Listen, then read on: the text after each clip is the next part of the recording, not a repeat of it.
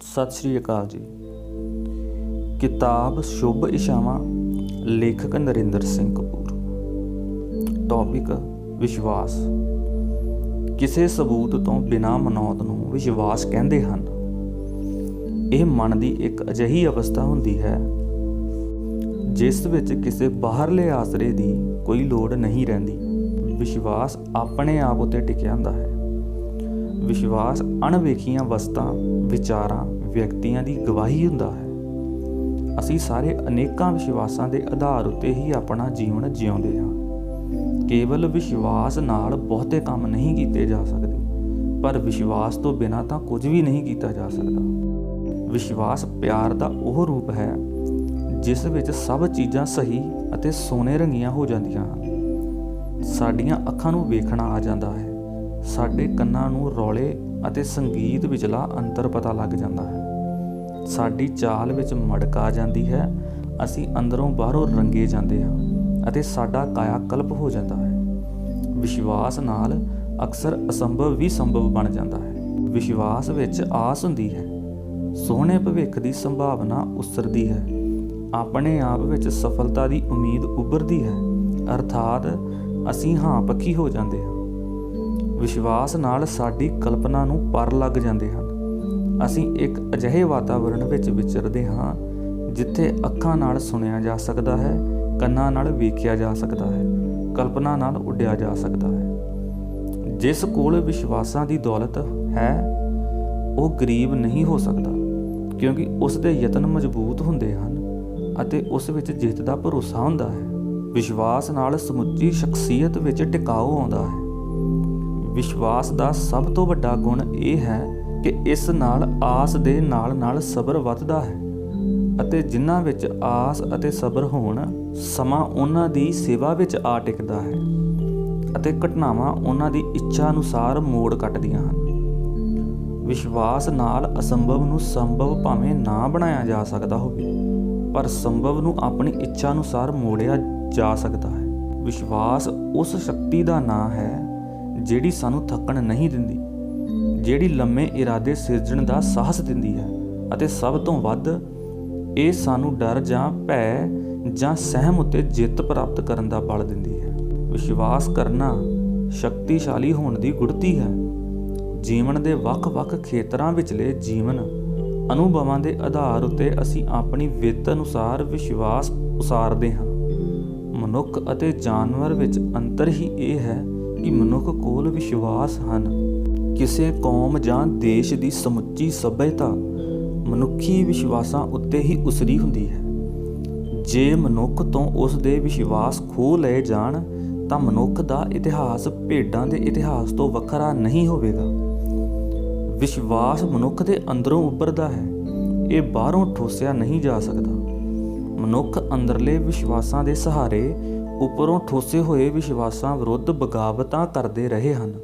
ਮਨੁੱਖ ਦੇ ਅੰਦਰਲੇ ਵਿਸ਼ਵਾਸਾਂ ਨੂੰ ਕੁਚਲਣ ਲਈ ਫੌਜ ਭੇਜਣਾ ਵਿਅਰਥ ਹੁੰਦਾ ਹੈ। ਸੰਸਾਰ ਦੇ ਸਾਰੇ ਮਹਾਨ ਵਿਅਕਤੀਆਂ ਵਿੱਚ ਸਾਂਝੀ ਗੱਲ ਇਹ ਹੈ ਕਿ ਉਹਨਾਂ ਕੋਲ ਆਪਣੇ ਵਿਸ਼ਵਾਸਾਂ ਦੀ ਦੌਲਤ ਅਤੇ ਸ਼ਕਤੀ ਸੀ। ਉੱਚੇ ਵਿਸ਼ਵਾਸ ਡੂੰਘੇ ਅਨੁਭਵਾਂ ਵਿੱਚੋਂ ਉੱਭਰਦੇ ਹਨ। ਲੋਕਾਂ ਦੀ ਬਹੁ ਗਿਣਤੀ ਜੀਵਨ ਨੂੰ ਨਿਰਵਿਘਨ ਬਣਾਉਣ ਵਿੱਚ ਮਗਨ ਹੁੰਦੀ ਹੈ। ਅਜੋਕੇ ਮਨੁੱਖ ਦੀਆਂ ਬਹੁਤੀਆਂ ਚਿੰਤਾਵਾਂ ਅਤੇ ਸਮੱਸਿਆਵਾਂ ਦਾ ਕਾਰਨ ਇਹ ਹੈ ਕਿ ਅਜੋਕਾ ਮਨੁੱਖ ਵਿਸ਼ਵਾਸ ਵਿਹੂਣਾ ਹੋ ਗਿਆ ਹੈ। ਵਿਸ਼ਵਾਸ ਉਸਰਦੇ ਕਿਵੇਂ ਹਨ? ਵਿਸ਼ਵਾਸ ਕੰਮ ਵਿੱਚੋਂ ਅਰਥਾਤ ਮਿਹਨਤ ਦੀ ਕੁੱਖ ਵਿੱਚੋਂ ਜਨਮਦੇ ਹਨ। ਹਜ਼ਾਰਾਂ ਸਾਲਾਂ ਦਾ ਪ੍ਰੋਗਰਾਮ ਬਣਾ ਕੇ ਉਸ ਵਿੱਚ ਜੁਟ ਜਾਣਾ ਵਿਸ਼ਵਾਸ ਦੇ ਰਾਹ ਉੱਤੇ ਤੁਰਨ ਦਾ ਪਹਿਲਾ ਕਦਮ ਹੁੰਦਾ ਹੈ। ਕੰਮ ਇਉਂ ਵਿਉਂਤਿਆ ਜਾਂਦਾ ਹੈ ਜਿਵੇਂ ਅਸੀਂ ਮਰਨਾ ਹੀ ਨਹੀਂ, ਅਤੇ ਕੰਮ ਇਸ ਸ਼ਿੱਦਤ ਨਾਲ ਕੀਤਾ ਜਾਂਦਾ ਹੈ ਕਿ ਜਿਵੇਂ ਅਸਾਂ ਕੱਲ੍ਹ ਮਰ ਜਾਣਾ ਹੈ। ਗਰੀਬੀ ਪੈਸੇ ਦੀ ਨਹੀਂ ਹੁੰਦੀ, ਗਰੀਬੀ ਸੰਸਿਆਂ ਵਾਲੀ ਸੌੜੀ ਦ੍ਰਿਸ਼ਟੀ ਦੀ ਹੁੰਦੀ ਹੈ। ਗਰੀਬੀ ਛੋਟੇ ਅਤੇ ਸੌੜੇ ਇਰਾਦਿਆਂ ਦਾ ਨਾਂ ਹੈ। ਵੱਡੇ ਇਰਾਦੇ ਵੱਡੇ ਵਿਸ਼ਵਾਸ ਸਿਰਜਦੇ ਹਨ। ਵੱਡੇ ਇਰਾਦਿਆਂ ਦੀ ਜਨਮ ਭੂਮੀ ਬਿਸਤਰਾ ਨਹੀਂ, ਕਰਮ ਭੂਮੀ ਹੁੰਦੀ ਹੈ। ਸਮਾਜ ਵਿੱਚ ਹਰ ਇੱਕ ਨੂੰ ਕੋਈ ਨਾ ਕੋਈ ਕੰਮ ਸੌਂਪਿਆ ਗਿਆ ਹੈ, ਪਰ ਲੋਕਾਂ ਦੀ ਬਹੁ ਗਿਣਤੀ ਆਪਣੇ ਕੰਮ ਪ੍ਰਤੀ ਭਗੌੜਾ ਹੋਈ ਫਿਰਦੀ ਹੈ। ਦੁਨੀਆ ਉਹਨਾਂ ਦੀ ਚਲਾਈ ਚੱਲ ਰਹੀ ਹੈ ਜਿਹੜੇ ਆਪਣੇ ਕੰਮ ਵਿੱਚ ਰੁੱਝੇ ਹੋਏ ਹਨ। ਖਾਣਾ ਅਤੇ ਸੰਭੋਗ ਕਰਨਾ ਕੁਦਰਤ ਵੱਲੋਂ ਸਾਡੇ ਜਿੰਮੇ ਲੱਗੇ ਹੋਏ ਦੋ ਕੰਮ ਹਨ। ਬਹੁਤ ਘੱਟ ਲੋਕ ਹਨ ਜਿਹੜੇ ਕਾਰਜ ਨੂੰ ਵੀ ਖਾਣ ਅਤੇ ਸੰਭੋਗ ਵਾਲੀ ਦਿਲਚਸਪੀ ਨਾਲ ਕਰਦੇ ਹਨ। ਅਜਿਹੇ ਲੋਕਾਂ ਦੀ ਸ਼ਖਸੀਅਤ ਵਿੱਚ ਲੰਬਾਈ ਚੌੜਾਈ ਦੇ ਨਾਲ ਡੂੰਘਾਈ ਦਾ ਵਿਕਾਸ ਹੁੰਦਾ ਹੈ। ਇਹਨਾਂ ਲੋਕਾਂ ਨੂੰ ਵਿਸ਼ਵਾਸ ਉਸਾਰਨ ਦੀ ਮੌਜ ਮਿਲਦੀ ਹੈ। ਇਹ ਲੋਕ ਜ਼ਿੰਦਗੀ ਦੀ ਰਿੜਕਣ ਵਿੱਚੋਂ ਉੱਪਰ ਆਇਆ ਮੱਖਣ ਖਾਂਦੇ ਹਨ, ਬਾਕੀ ਤਾਂ ਬਚੀ ਲੱਸੀ ਨਾਲ ਹੀ ਸੰਤੁਸ਼ਟ ਹਨ। ਇਹੀ ਲੋਕ ਜ਼ਿੰਦਗੀ ਦੇ ਉਸਰਈਏ ਅਖਵਾਉਂਦੇ ਹਨ, ਬਾਕੀ ਕਾਢੀ ਮਾਰਾਂ ਦੀ ਭੀੜ ਹੁੰਦੀ ਹੈ। ਲੋਕਾਂ ਦੀ ਬਹੁ ਗਿਣਤੀ ਸਾਹ ਲੈਣ ਨੂੰ ਹੀ ਜ਼ਿੰਦਗੀ ਸਮਝਦੀ ਹੈ।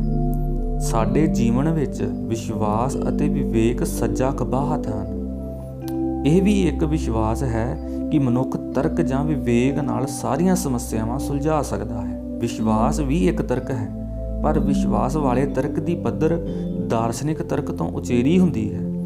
ਤਰਕ ਦਾ ਖੇਤਰ ਦਿਮਾਗ ਹੈ, ਜਦਕਿ ਵਿਸ਼ਵਾਸ ਦਾ ਖੇਤਰ ਇਹ ਭਾਵਨਾ ਹੁੰਦੀ ਹੈ ਕਿ ਜਿੱਥੇ ਕੋਈ ਸਮੱਸਿਆ ਤਰਕ ਨਾਲ ਸੁਲਝਾਈ ਨਾ ਜਾ ਸਕਦੀ ਹੋਵੇ, ਉੱਥੇ ਆਮ ਕਰਕੇ ਵਿਸ਼ਵਾਸ ਆਧਾਰਿਤ ਅਮਲ ਕੀਤਾ ਜਾਂਦਾ ਹੈ ਅਤੇ ਸਮੱਸਿਆ ਅਕਸਰ ਹੱਲ ਹੋ ਜਾਂਦੀ ਹੈ।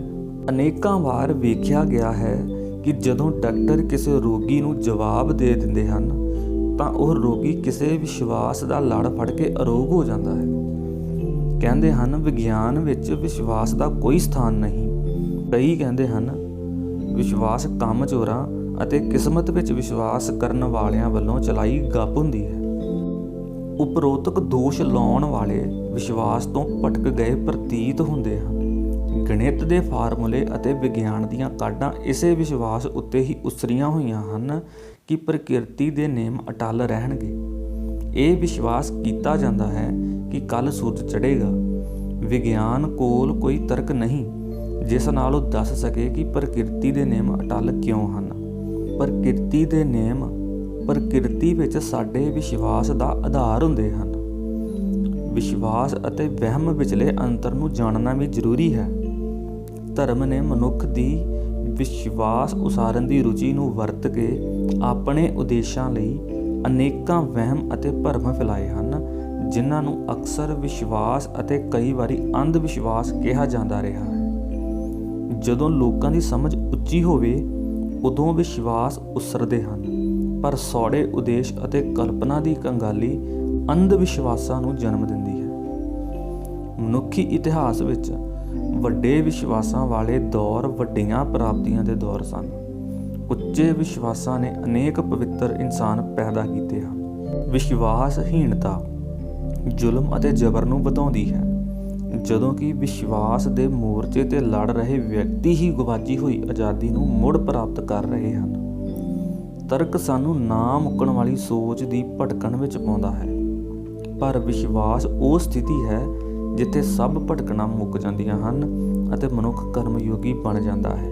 ਸੱਚ ਤਾਂ ਇਹ ਹੈ ਕਿ ਤਰਕ ਅਤੇ ਵਿਸ਼ਵਾਸ ਵਿਚਕਾਰ ਕੋਈ ਵਿਰੋਧ ਨਹੀਂ, ਸਗੋਂ ਇਹ ਇੱਕ ਦੂਜੇ ਦੇ ਪੂਰਕ ਹਨ। ਜਦੋਂ ਅਸੀਂ ਕੋਈ ਪੂਰਨ ਤਰਕ ਉਸਾਰ ਲੈਂਦੇ ਹਾਂ, ਉਹ ਵਿਸ਼ਵਾਸ ਬਣ ਜਾਂਦਾ ਹੈ। ਹਰ ਇੱਕ ਵਿਸ਼ਵਾਸ ਨੂੰ ਉਸਾਰਨ ਵਿੱਚ ਸਦੀਆਂ ਲੱਗੀਆਂ ਹਨ। ਮਿਹਨਤ ਦੀ ਬਿਰਤੀ ਤੋਂ ਬਿਨਾਂ ਵਿਸ਼ਵਾਸ ਦੇ ਕੋਈ ਅਰਥ ਨਹੀਂ ਹੁੰਦੇ। ਵਿਸ਼ਵਾਸ ਦੀ ਬੁਨਿਆਦ ਅਮਲੀ ਕੰਮ ਹੁੰਦੀ ਹੈ। ਅਮਲ ਵਿੱਚੋਂ ਵਿਸ਼ਵਾਸ ਅਤੇ ਵਿਸ਼ਵਾਸ ਵਿੱਚੋਂ ਅਮਲ ਇੱਕ ਅਜਿਹਾ ਰਾਹ ਹੈ ਜਿਹੜਾ ਮਨੁੱਖ ਨੂੰ ਗਲਤੀਆਂ ਦੇ ਬਾਵਜੂਦ ਅੱਗੇ ਲੈ ਜਾਂਦਾ ਹੈ। ਵਿਸ਼ਵਾਸ ਵਿਹੂਣਾ ਅਮਲ ਅਤੇ ਅਮਲ ਵਿਹੂਣਾ ਵਿਸ਼ਵਾਸ ਮਨੁੱਖੀ ਅਧੋਗਤੀ ਦੀਆਂ ਪਹਿਚਾਣਾਂ ਹੁੰਦੀਆਂ ਹਨ। ਜਿਸ ਕੋਲ ਵਿਸ਼ਵਾਸ ਨਹੀਂ, ਉਹ ਕਿਹੜੇ ਆਧਾਰ ਉੱਤੇ ਮਨੁੱਖ ਅਖਵਾਉਣਾ ਚਾਹੁੰਦਾ ਹੈ। ਵਿਸ਼ਵਾਸ ਦਾ ਦਰਜਾ ਪਿਆਰ ਤੋਂ ਵੀ ਉਚੇਰਾ ਹੈ। ਵਿਸ਼ਵਾਸ ਵਿੱਚੋਂ ਹੀ ਪਿਆਰ ਉਪਜਦਾ ਹੈ। ਅਸੀਂ ਉਹਨਾਂ ਤੋਂ ਹੀ ਕੁਝ ਸਿੱਖ ਸਕਦੇ ਹਾਂ ਜਿਨ੍ਹਾਂ ਤੇ ਸਾਨੂੰ ਵਿਸ਼ਵਾਸ ਹੋਵੇ। ਉਹੀ ਡਾਕਟਰ ਸਾਡਾ ਇਲਾਜ ਕਰ ਸਕਦਾ ਹੈ ਜਿਸ ਦੀ ਯੋਗਤਾ ਅਤੇ ਸਮਰੱਥਾ ਉੱਤੇ ਅਸੀਂ ਵਿਸ਼ਵਾਸ ਕਰਦੇ ਹਾਂ।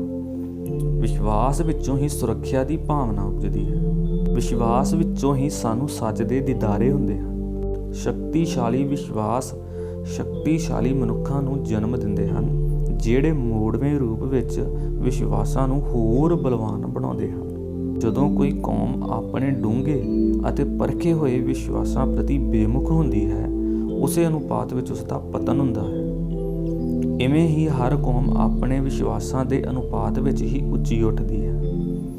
ਜਿਹੜੀ ਕੌਮ ਵਿਸ਼ਵਾਸ ਨਹੀਂ ਉਸਾਰ ਸਕਦੀ ਪਰ ਉੱਚੀਆਂ ਇਮਾਰਤਾਂ ਅਤੇ ਚੌੜੀਆਂ ਸੜਕਾਂ ਬਣਵਾ ਸਕਦੀ ਹੈ, ਉਹ ਅਸਲ ਵਿੱਚ ਬਿਮਾਰ ਰੁਚੀਆਂ ਵਾਲੇ ਪੌਣੇ ਵਿਅਕਤੀਆਂ ਲਈ ਹਸਪਤਾਲ ਉਸਾਰ ਰਹੀ ਹੁੰਦੀ ਹੈ ਅਤੇ ਉਸ ਦੀਆਂ ਚੌੜੀਆਂ ਸੜਕਾਂ ਉੱਤੇ ਸੌੜੇ ਬੰਦੇ ਦਿਸ਼ਾਹੀਣ ਅਵਸਥਾ ਵਿੱਚ ਭਟਕਦੇ ਰਹਿੰਦੇ ਹਨ।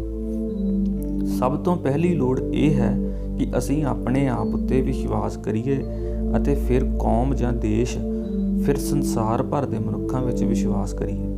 ਵਿਸ਼ਵਾਸ ਅਤੇ ਸੋਚ ਵਿੱਚ ਕੋਈ ਵਿਰੋਧ ਨਹੀਂ, ਅਨੇਕਾਂ ਵਾਰ ਇਹ ਇੱਕ ਦੂਜੇ ਦੀ ਥਾਂ ਲੈਂਦੇ ਹਨ। ਸਾਡੀ ਲੋੜ ਹੈ ਕਿ ਅਸੀਂ ਆਪਣੀ ਨਵੇਕਲੀ ਸੋਚ ਉਸਾਰ ਕੇ ਆਪਣੇ ਪੈਰਾਂ ਉੱਤੇ ਖਲੋਈਏ।